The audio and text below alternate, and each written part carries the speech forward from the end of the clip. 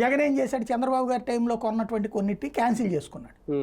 కానీ అందులో ఉన్న ఒప్పందం ప్రకారం నువ్వు క్యాన్సిల్ చేసుకుని వాళ్ళకి డబ్బులు కట్టాల్సింది. దానివల్ల ఏమైంది, 100 యూనిట్లని 200 యూనిట్లకి తీసుకెళ్ళి 300 యూనిట్లకి డబ్బులు కట్టాం. మన ఇగోతో డబ్బులు దాన్ని కూడా కట్టాం. ఆ ఇగో ఇంపాక్ట్ జనాల మీద అదనపు భారం. అంటే వాడు కరెంట్ ఇవ్వడు, వాడి దగ్గర కరెంట్ తీసుకొని, కానీ వాడికి కరెంటు బిల్లులు మాత్రం కట్టాం కోర్టు ఆర్డర్ల మేరకు. ఇది గతంలో జరిగిన అదనపు దోపిడీ. ఇప్పుడు అట్లాగా ఏమైనా చేస్తున్నారా మళ్ళీ వీళ్ళు? రెండవది, అప్పట్లో జగన్ టైంలో చివరిలో పెంచనీయకుండా ఆపారు, ఇప్పుడు అవి పెంచడానికి అడిగారు. ఎస్, అంతకుముందు చంద్రబాబు టైంలో కూడా ఇట్లాగే అడిగారు జగన్ హయాం కదా. అప్పుడు జగన్ ఇదే చెప్పుకొచ్చాడు, చంద్రబాబు పాప మీద ఇదంతా అని చెప్పి. మేము 2.5కి 4 రూపాయలకే కరెంటు కొంటున్నాం అన్నాడు, కానీ జనాలకి 2.5 రూపాయలకి 4 రూపాయలకి కరెంటే రాలా.